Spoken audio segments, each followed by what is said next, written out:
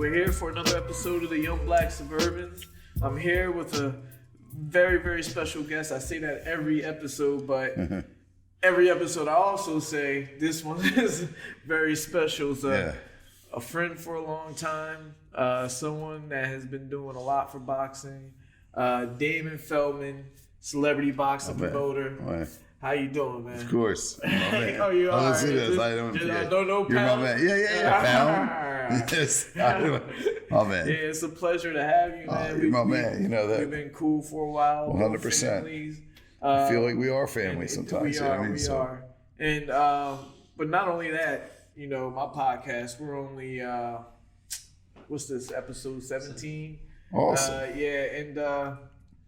You're famous. I don't look at it like that, man. I look at it just I'm a friend. You know what I mean? So I appreciate it. When we're talking, we're just friends. Yeah, you know what I mean? So definitely. So what's been going on with you, man? How you been? And listen, I wouldn't have made this trip. It's not a long trip, but I like it. For you, it's done deal. Your dad, you're my man. But good, man. Just, you know, living life and thanking God every day, man. You know, like just making things happen. You know what I mean? I'm able to do this in the craziest time of life.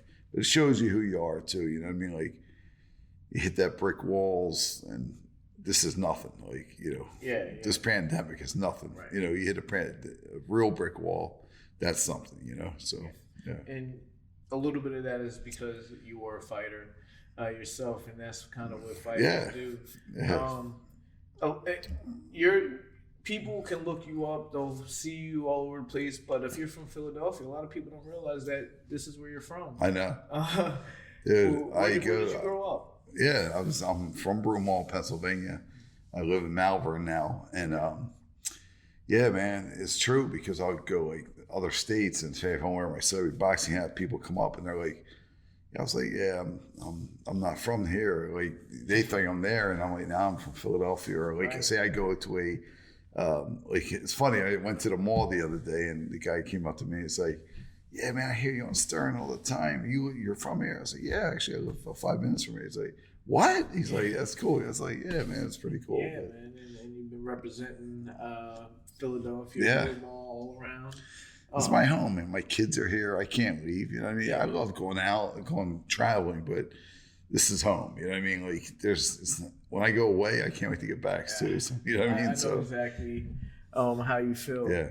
But you grew up here, and you weren't always a boxing promoter, but you were in boxing. Yeah. Like how did you start out in the boxing?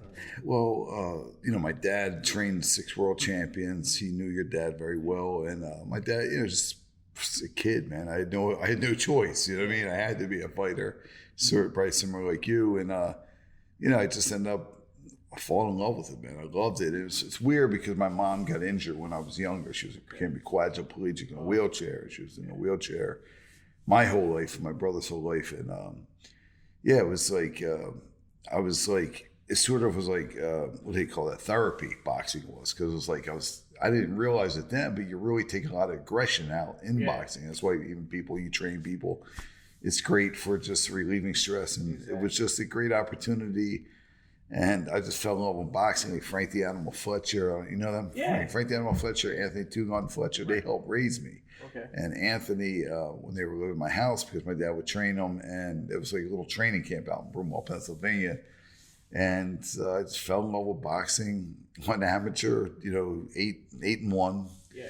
Won the Junior Olympics, and I turned professional. That was my goal. And all I ever wanted to do was be world champion. And real funny story, because my first time I fought on USA Tuesday Night Fights, I was like 18. I just turned 18. It was like, I forget what year it was, but I was like, I fought on your dad's undercard, man. Right before his fight, he knocked this dude out.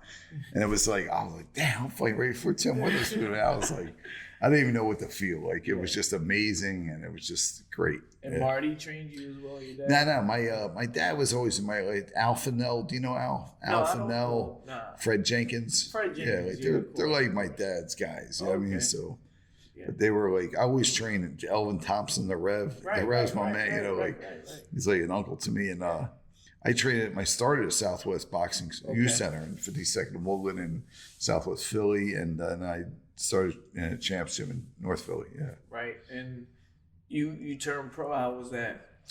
Yeah, man, it was. I'll tell you, it was a special feel. I don't know how when you turned pro. Was your daddy your first pro, right?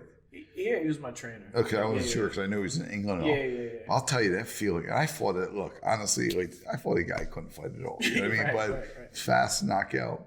But just that feeling of looking down, and my dad looked up at me and he was like this, and I was in tears in my eyes, like just be able to, do that. It was really cool. You know what I mean? Yeah. Eventually, though, you had to make a transition, I guess. What was the end of your boxing career? What happened? Yeah, what happened was I got injured in an accident. I fell, weird situation. I could have continued, I think. I could have, definitely, but I just lost interest. I don't know, man. I laid around for like a year and a half it was.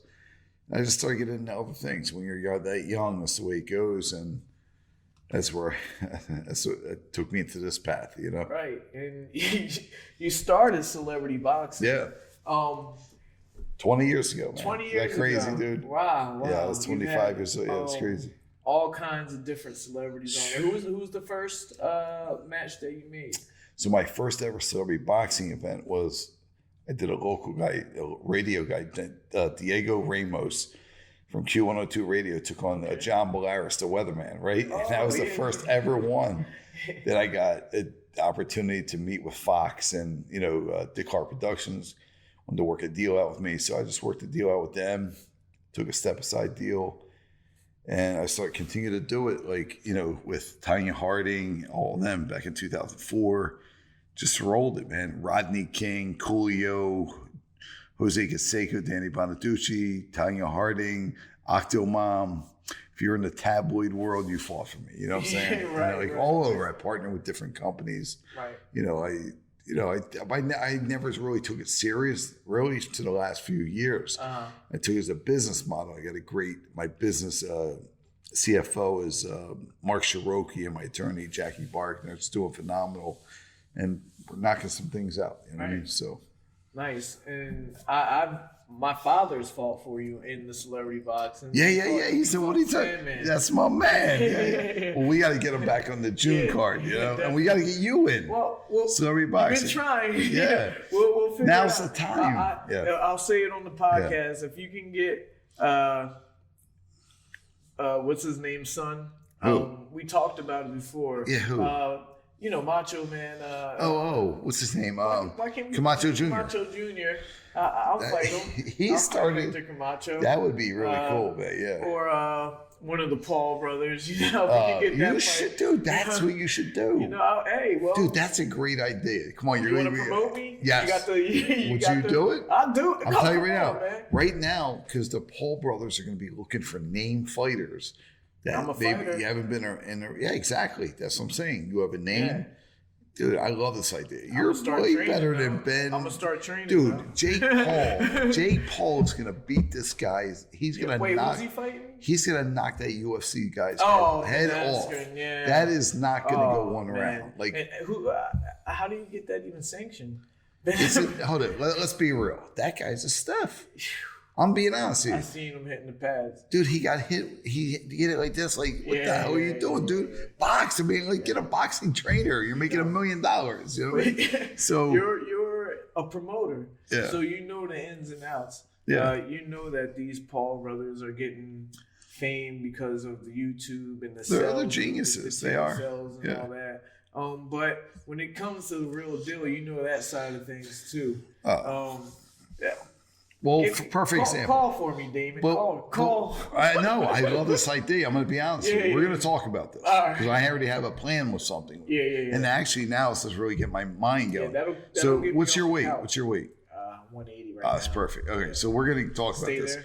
But let's talk about, with the Paul brothers, no matter what they do, they're still promoting celebrity boxing. Right. Like, that's my brand. You know what I mean? Listen, because they're celebrities. And they're fighting in pro fights. They're not. They're. Here's the thing: Logan Paul's 0-1 as a pro, and the other guy's 2-0. But he fought two guys and never even threw a punch. Like Nate Robinson, and I'm sure he's a nice guy. That cringe when I saw that. I was like, ooh, like that knock. Like you put a guy in that didn't even throw a punch. Nate didn't even know how to go around the ring. Yeah, that was rough. Tanya Harding would have did better. Oh man, she was. But Tanya Harding actually, she went on to be pro, right? Or she did it. She did 1 or 2 pro fights, but celebrity boxing, she did the one thing in Los Angeles, and did one here in Delaware and Philly, and we did great. But then she in Florida, I was put on crazy matches. So she was taking on the drag queen of Miami, right? So she would get to the press conference, she freaks out. You didn't tell me the drag queen was a guy. What? You didn't know the drag queen was a guy? That's not my problem. Right. You knew you were taking on a drag queen for 6 weeks. Bottom line is, she freaked out and just pulled out. That was it. And then, hey, there was Octomom came along. Tila Tequila, remember her? I had like all the Amy Fisher. So when I first I knew you were doing the celebrity boxing, but when I first saw anything to do with it, it was you fighting Lindsay Lohan's dad. That guy is nuts, man. What happened with that? I didn't fight him. We got in a little stupid scuffle. Dude, he was talking crazy. It was more, I didn't think it was real because I would have knocked his head off. You know what I mean?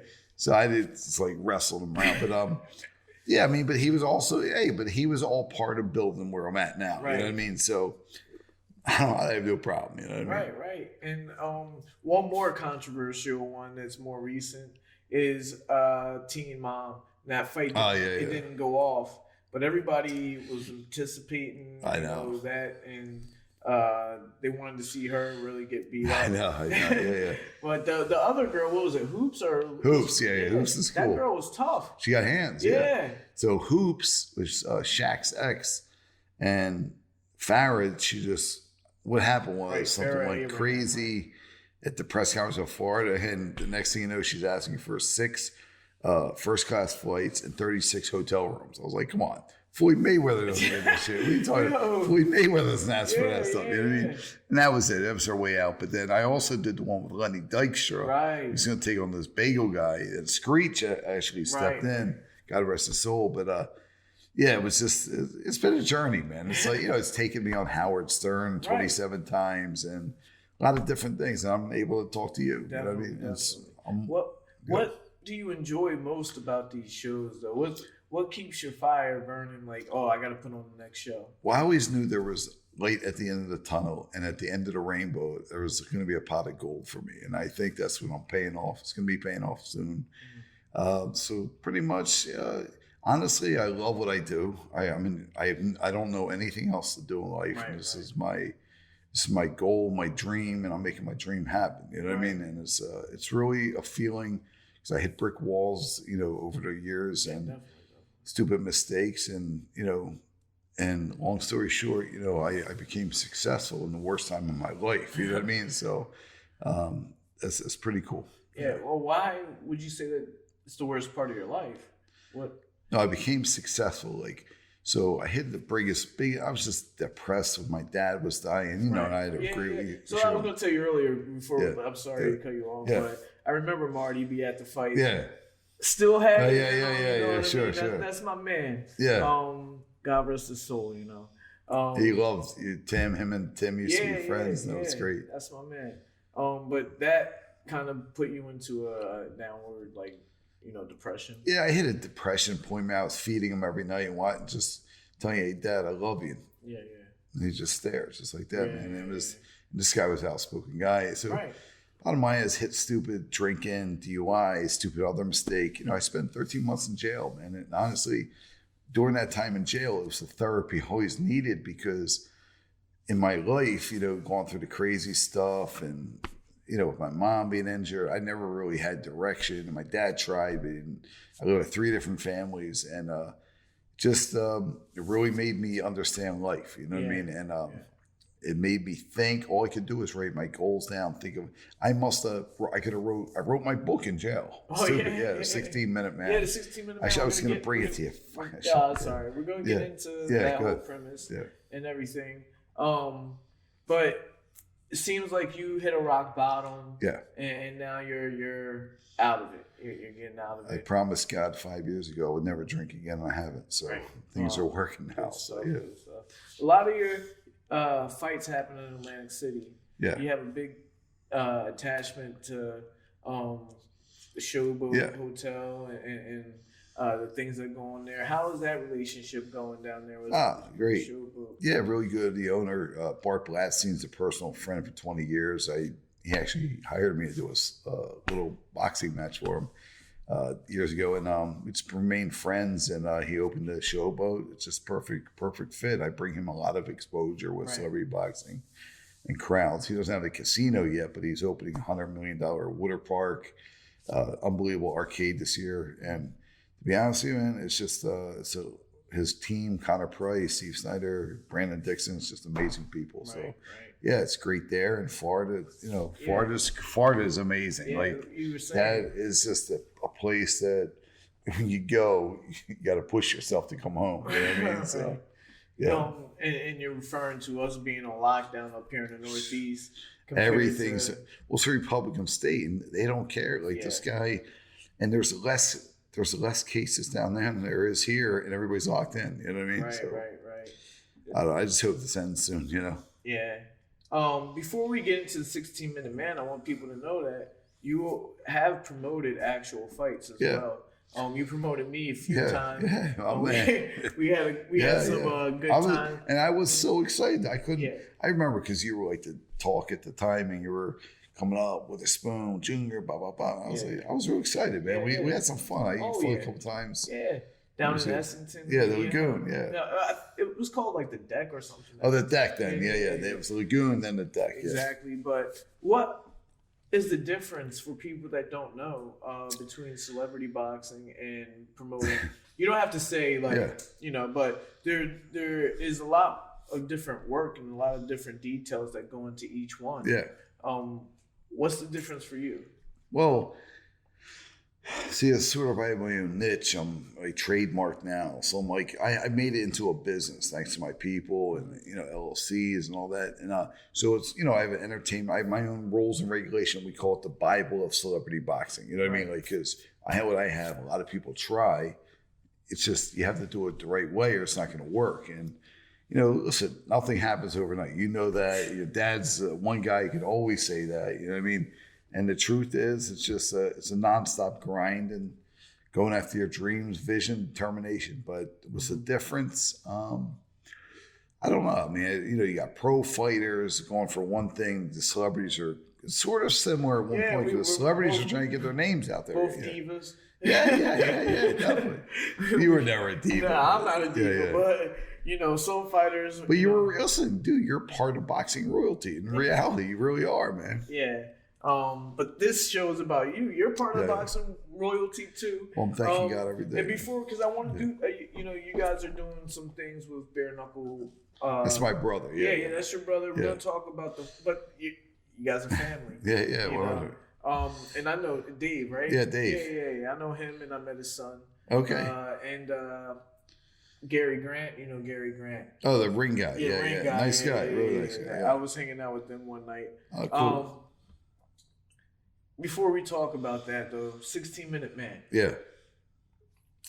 Well, it depends. So if I'm talking to a woman, they're like, "What? 16 minute?" You know what I mean? So I'm like, 16-minute man. Actually, you meant 6D. So my ex-girl, we were just talking one day, and we came up with the name 16-minute man because I give celebrities that their 16th minute back in the spotlight. Right. And so I wrote my book. I wrote my movie about my career ending short and becoming a celebrity boxing promoter. David Greenberg did that. And so things are in the works. You know what I mean? Like, it's cool. But that's what the 16-minute man is. It's the platform. And it can be for anybody. Right. The celebrities try to get back in the spotlight. If it could be a talent show. That's what I'm told. So, you know what I mean? So is this how-to type of thing? Or is it a biography? It's my autobiography, man. Okay. I was sitting. I just tell the story, man. I was sitting in jail for 6 months.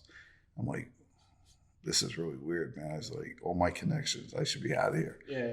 But the stupid mistake I got in, fight with my girl, stupidest mistake of my life. But I was, I had the DUIs, which I had a drinking issue. I wasn't an alcoholic, but I drank, dude. There was no tomorrow. You know what I mean? And just so I wrote the book in jail, and pencil and paper, and a friend of mine, Sporty Smith, put it together, and it became a book, a real book. I was like, that was like huge to me. I was like, what? I have my own book now. Like, and I wrote everything in it, and just all the celebrity fights I did from day one to, to up to, I don't know if you know, I had Marvin Hagler Jr. was going to fight Sugar Ray Leonard Jr. on the 30-year anniversary of their father's fight. It was going to be a 4-round pro debut match. Did a big deal I had for that. And I hit the brick wall, man. I lost it. So I just reinvent myself and like really wrote everything in my life, in that book. And I had stacks of notes what I was writing. I was writing my own songs. It's crazy. Songs too. I was so bored, dude. I just kept writing. You're gonna come out rapping. But I was so prepared. I went to these classes and and like goal classes, writing my goals down there. And I was like, man, I know I'm going to hit the shit big, dude. I was like preparing. What's really weird is, Tim, I was really preparing for all this in jail. Like, I can't get over it. You know what I mean? Like, I came out nonstop, and I've been nonstop ever since. You know what I mean? And it's been a really interesting journey, Nice. Yeah. So you're out of jail. Yeah. Well, I've never been in jail. It's one time. It's stupid. How do you keep your head, level now? Have you reached outside help? Because right now you could be talking to somebody that's dealing with the same thing that you were dealing with. How are you handling it? Well, I'm always open to help people, what I mean? Because I'll tell you right now that gave me what I needed. Like, some people need that little wake up call, and when you can't eat what you want, you can't use your cell phone, can't talk to who you want, can't see your kids, you better wake your ass up. Right, you know what I mean? Right. And I just prayed to God, I was like, not just because I was there, I was always spiritual. I was like, this has to change. There's no way. So I haven't had a drink. I have no interest in drinking. Mm-hmm. Drinking was my issue. And I go blacked out on stupid occasions. And it was, looking back, it cringes me. Like, I'm like, this really happened. Mm-hmm. And it was tough, man. It was really tough. Now it's all about working out, taking care of my kids.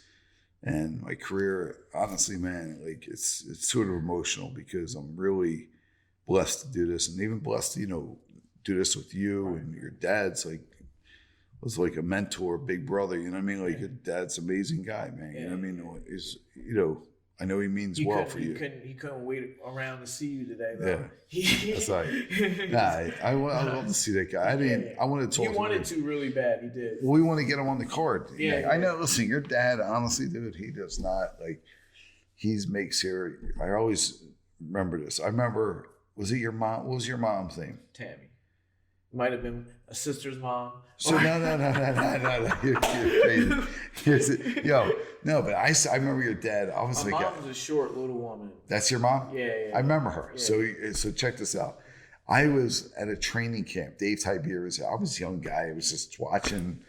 And they said, holy shit, dude, that's Tim Witherspoon, dude. I was like, what? It's a 2-time heavyweight champ. So Tim your dad's about to fight in 2 weeks. So your mom was there. They were dancing, drinking. He was drinking. Your dad was drinking. He was the best, man. Like, he ended up knocking Andres Eklund out. Overhand right, knocked him out cold. But I remember it was up in the Pocos. My dad was up there. Prince Charles Williams up there. We just had a great. I was a kid. I was like, damn, man. That's where the training camp was. Oh my God, dude! One of them. You know what I mean? Dave Tiber. You know who he is. Yeah. He's gonna fight. Yeah. Is he from your area? Delaware. My man. Right. Yeah. He got robbed with James Toney. He got robbed with James Toney. Okay. And that was the training camp we were at, and it was just Hopkins was up there. I mean, it was like. You didn't know, like, I was just in awe because I was just like, my dream, I wanted to be a world champion. I'm like, there's Tim Witherspoon, you got Bernard Hopkins, and you got, and all these other champs up there. I was like, man, this is just, but I remember seeing your mom up there. I remember her. Yeah, she was really nice, man. We all used to go up there. I was in that training camp. Oh, yeah? Probably 6 times. That's awesome. I actually had my first sparring up there. Really? Yeah, got my ass whooped. Well, that's how you get better and better. Yeah, exactly. You know what I mean? But I remember it like it was yesterday. Isn't it something though, like us as fighters? And I remember, dude, I never took getting my ass beat in the gym good because I was like, I could get pissed at it later, and I would always be every gym workout would be like a war. You know what I mean? Because you want to be the best. My dad's looking at me. You know what I mean? I just had that mentality. It's the Philadelphia mentality as well. Oh, 100%. You know, we always go to war. But now, if I was like looking back, man, those ass whoopings made me who I am. You know what I mean? And you too. You know what I mean? Like ass whoopings, that ass whooping. That's why COVID ain't nothing. knocking motherfuckers. Yeah, definitely. When it comes to them ass whoopings. Oh yeah. So you got your autobiography coming out. You're gonna try to turn it into a movie. Well, that's what I'm working on. My book's out. Okay. You know, it's on Amazon too, 16-Minute Man, but now for like a year. Okay. But the movie's in the works. Yeah, we're talking to some people right now. Excuse me. The focus is on celebrity boxing with this. I get the big fight with Lamar Odom taking on Aaron Carter. It's a really interesting matchup, and I just signed like these other guys from the Love and Hip Hop of Atlanta. Peter Guns is going to take on this other guy. Yeah. Let's go Lamar Odom. Yeah. How do you get in contact with his people? And because we all know what happened with the Kardashians. Yeah. And all. How do you get in touch with his people and say, yo, let's get this celebrity boxing thing going? Well, I got in touch with Lamar himself because I just reached out. I reached out to him on Instagram and he got back to me. He was like, yeah, I love boxing. I love Philly too. And I was like, damn, this is great. I was like, started talking for a couple of weeks. Finally got in touch with the lady handling him, Tanita, who's helping us, Savvy Girl Consulting. We're working with them in Atlanta. We just put it together, man. I went out to Atlanta. We signed them, everything, and put the word out who the opponent's going to be. And this guy couldn't be the better opponent. Right. He's a lot smaller, but the dude can talk. He knows how to talk the game, man. You know. And he's like, you know, he's a regular tough kid. He's not a boxer, but he's a, you know, tough guy. Yeah. It just worked out that way. You know what I mean? It's like pop culture craze. You know what I mean? Exactly. And the two stars. So it was able to do that, and yeah, it's awesome, man. Where's it going to be located? Showboat. Oh, I thought it was going to be in Atlanta. Yeah, of course, the Showboat. Yeah, you got to be there. Well, we got to have a special podcast. Get you on yeah, I'll be there, definitely. Yeah. Maybe, who knows, maybe I'll be on the show. We got to get Hector Camacho Jr. If we get him. Or one of the Paul brothers. Who else, sir? If you get the Paul brothers, though, we're going to have to... Well, I like this idea of a separate thing for that. I might have an opportunity with that. We'd have to go Brooklyn or something. We'll see what happens there, man. Yeah, you know, that'd be great. Yeah. But what do you think about what your brother's doing with this bare knuckle boxing? Yeah. It's a totally different sport. Yeah. Than what we were doing. Sure. I've not seen one live. Have you seen one live? Yeah. It's an unbelievable situation. My brother's also a pro. He was 4-1 for knockouts. He stopped early, and he's another big thing. He's dream. He's doing it, and he always saw that. We thought it's all about in life now. It's thinking out of the box. Nothing's gonna work out of a book. You know, you gotta have your little niche. And honestly, like, he made it happen. You know what I mean? Right. So, but as far as the sport goes, it's a little bit brutal. It's not what I would want. It's a tough man's match. That's what it's like. Guys going in, they battle it out, but it's safe. I mean, they get busted up because it's with the hand they cut, but they're not getting like bang the hands. Like, luckily, no concussions. You know what I mean? Yeah. But see, most of those guys, they get hit, they go right out of there because they've never been hit before. Right. So, to go back to your celebrity boxing matches, the atmosphere is electric. You let these celebrities pretty much pick how they want to come into the ring, how they want to do press and all that. A lot must go into coordinating one of these shows. What's the process like? How do you? Well, basically, if I get the celebrity, I put the word out. Depending if the tabloids are interested, I just put it out there a little bit. I have my Bible rules, so I got to watch it. But then, it's all about having a ring girl contest, press conference, weigh-in event, and an after party. So it's a good time. 5 events, part of every celebrity boxing event. And it's working, man. What's a good thing is now I can go anywhere in the country and there's no celebrity boxing. You know what I mean? Right. And I'm like, I'm getting offers everywhere now. So thank God for that too. So good. And everything is not always positive. It's not always. Well, it's not an easy walk. I'll tell you. I saw you on YouTube in the courtroom with the bagel guy? 3 times. Man. 3 times? Well, I've been on the court. Lohan's, I tailor-made from I Love New York. I was on with Michael Lohan and the bagel guy. I'm 3-0 in TV court. Yeah, seriously. 3-0 on TV in the courtroom. Yeah. What was that about? Well, so it's, once the TMZ releases it, then all of a sudden the court companies call them, they like want to resolve it on the case. It's like, as long as I don't have to pay anything and I do have the case, it's on my only way to get a little money back. Right. At least get the win, prove a point. I'm 3-0 now.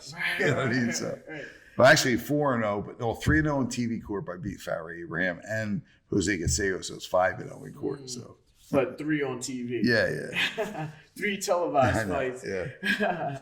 How's it being like? No one really knows what it's like going on Howard Stern. How was that experience? The first time I was ever on Howard Stern was 2004. I met this guy, John the Stutter. He was on in Philly, and it was just like, he's like, yeah, man, I know you do this fights, and like, what do you think, man? I'll come up with this whole idea, and I put this whole thing together. Stern bought on to it. He brought me up and John. So he had John do a little sparring session or hitting the pads. Yeah. Couldn't breathe after 20 seconds. He goes, Damon, stop it. He's not fighting. He can't do this. There's no way he'll get killed. He's like, I'm going to give you front row seats to UFC, a weekend in Vegas. I'll give you $500. And how's that? I was like, $500? What the fuck? I'm like, you know what, Howard? To be honest, because I know I wouldn't even have made that money with that guy, so I'll take it. Yeah. So I went out there with my girlfriend at the time, and so we were driving around. I had a limo. They gave me a limo, and I just gave the tickets away because I didn't know what UFC was really. Right. So I had a good time, man. Like I got married out there too. So Stern got me married. I've been on Stern with like so many things. Like it's weird. Like he just picks up these crazy things. Like I don't even remember I did that fight with stupid fight. George Zimmerman was going to take on DMX, right? So I had this crazy ass fight. Dude, I was offered so much money. When I say see his eyes went. Oh yeah. I remember now. I was offered so much money. Dave, you know this show's called The Young Black Suburban? Oh, I love listen. Yeah, hold it. Yeah, listen. Black dudes raised me. I love black people. So yeah. Black women, I don't discriminate, so you know that. Yeah, so forget that. Let's not bring that. Let's not bring that prick up anymore. But no. I don't like it. So you had to go on Howard Stern and talk about that, or well, Howard brought that thing up. He's like, "What happened with it and all that," and that just blew out of proportion. He's like, I lost it on the show, man. First of all, I wanted to kill that dude. I'm sorry to say that. DMX would have fucking killed him. I know, yeah. I mean. But DMX jumped on the opportunity because a multi-billionaire offered me $1.5 million, offered Zimmerman was going to get $1 million, and DMX was going to get $1 million. But it was crazy, and I had you're looking at money, and I had no business structure then. I'm like, let's do this shit. You know what I mean? I didn't know that. And then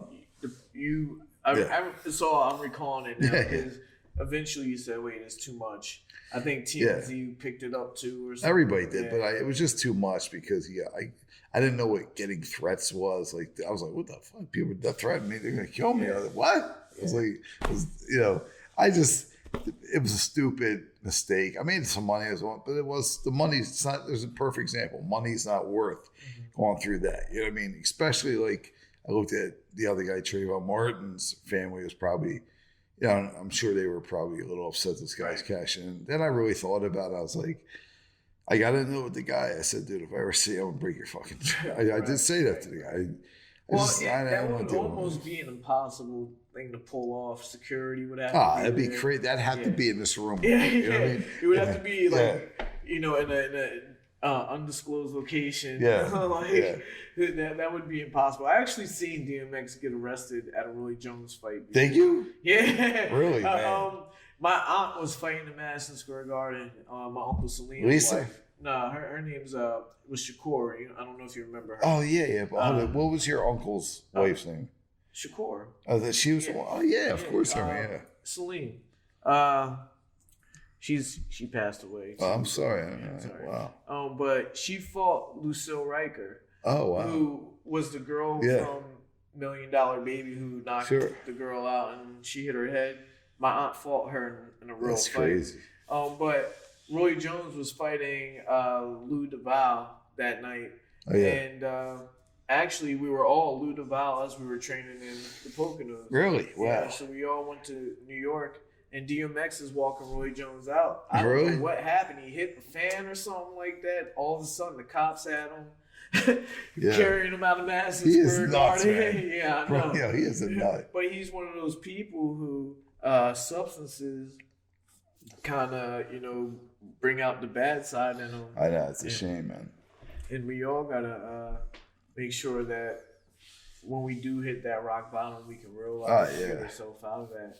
What in the future, if you could put celebrity boxing on any platform, on what would be your goal for celebrity boxing?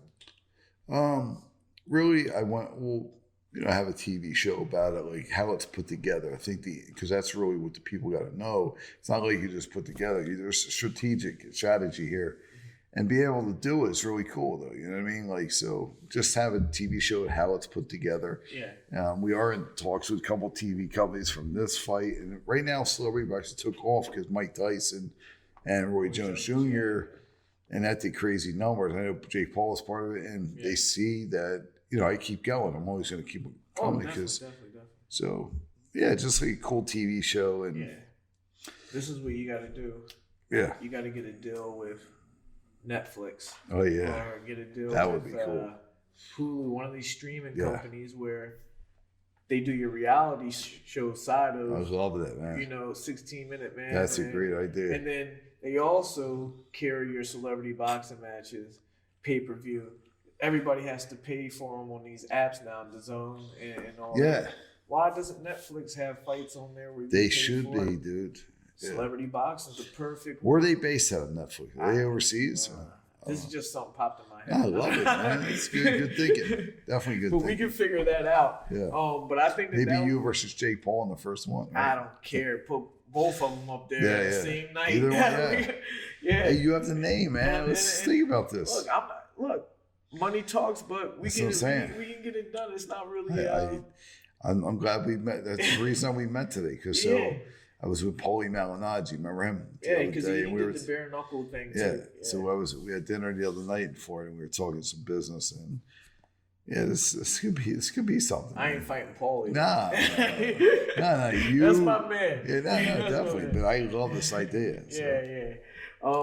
So in the Philadelphia area. Boxing's always been in the forefront. Sure. We only got one champion right now, Scooter Fulton. Oh, Fulton, yeah. From Shula. You want to hear something funny about him?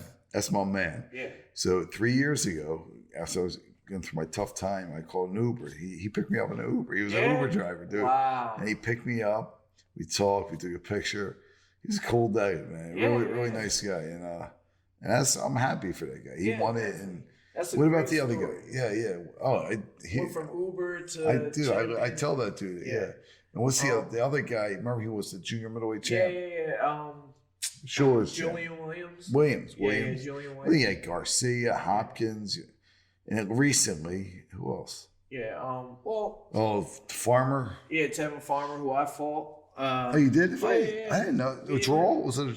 Nah, he beat me for the IBS title. Get out! Yeah, I didn't know that. Yeah. Wow. Split decision. I remember. I thought I saw something. Wow, that's cool.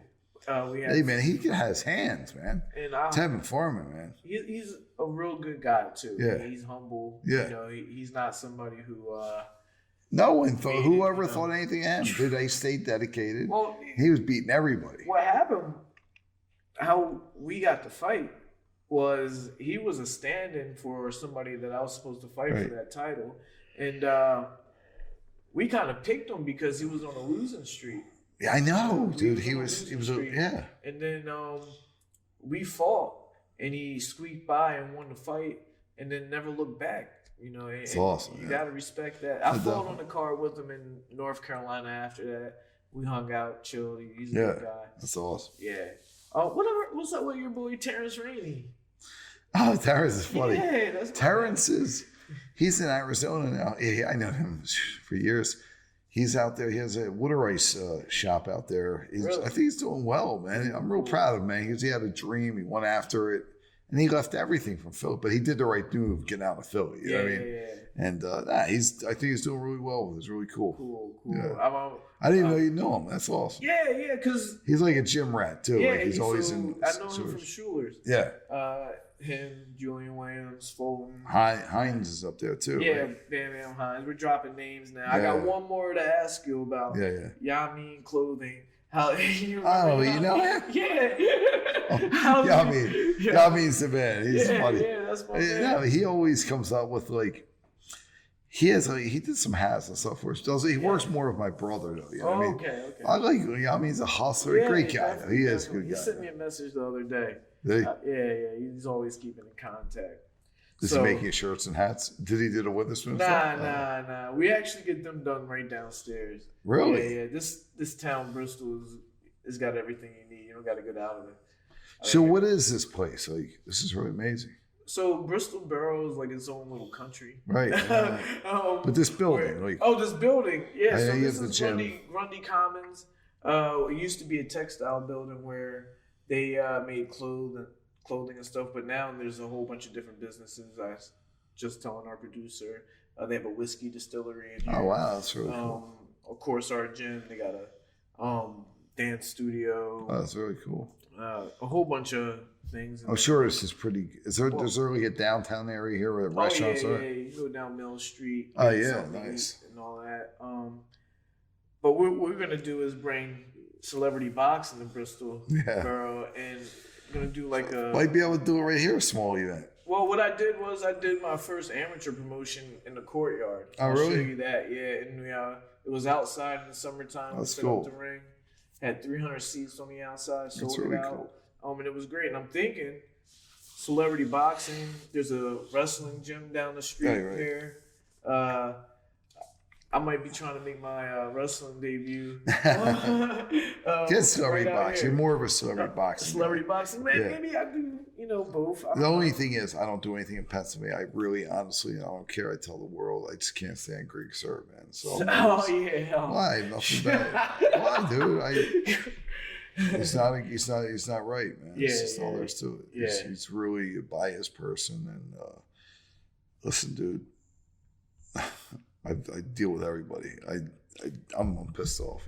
Yeah. You know what I'm saying? So that's all there is to it. Yeah. I hear that name, I get pissed off. Right. You brought him up. I didn't even bring him up. Great. Yeah. I've been in plenty of. He's never been mean to me. But it doesn't make sense. You know what I mean? Like if it made sense, like how ridiculous he is. Yeah, that'd be different. But let's talk some about some. A lot of MMA fighters are really upset with him. Oh, of course, dude. A lot of things that he's regulating with weight. First of all, I promoted Greg Serb's only 2 matches. He fought in 2 celebrity boxing matches. He took on Joey I. Joey I could have beat him, and Joey I let him win. And another guy didn't even throw a punch at him. He was a fighter. And then all of a sudden, when I did a fight, he wanted to fight Danny Bonaducci. When I was doing Danny's fight, I was like, dude. I already have him fighting the guy from Wired 96.5. It's a big deal. He's like, oh, well, guess what? If you can't do it, you can't come in. He didn't want to fight. Guy. Oh, really? From Q102. Oh, really? Yeah, he was training him for that fight. Oh, that's crazy. Down at Schuler's, I remember now. Yeah. Oh, man, you're making me go down memory lane. Yeah, it's so good. All right, so we're at the end of this episode. Yeah, I can't wait. I went pretty fast. That's cool. Yeah, you spit some good facts. Yeah. People know that you're still here, still alive. 100%. You came from jail for 13 months. Now you're back out here. Never quit, never surrender, man. Never quit, never surrender. And I'm looking forward to this tomorrow Odin fight. Yeah. Hopefully I can be involved. You got my fighter. Let's figure something out. The Philadelphia. Yeah, we got to get on that too, because we got to make sure we have everybody in that. So really in the next couple of weeks. So when it gets closer, hopefully we can do another one of these. Sure, I'll man. bring this to wherever we got to bring it. Awesome, and man. Definitely. All right? 100%. All right, I appreciate it. Damon Feldman, 16-minute man, celebrity boxing promoter, here on the Young Black Suburban. Nice to have me. Thank you. I like that.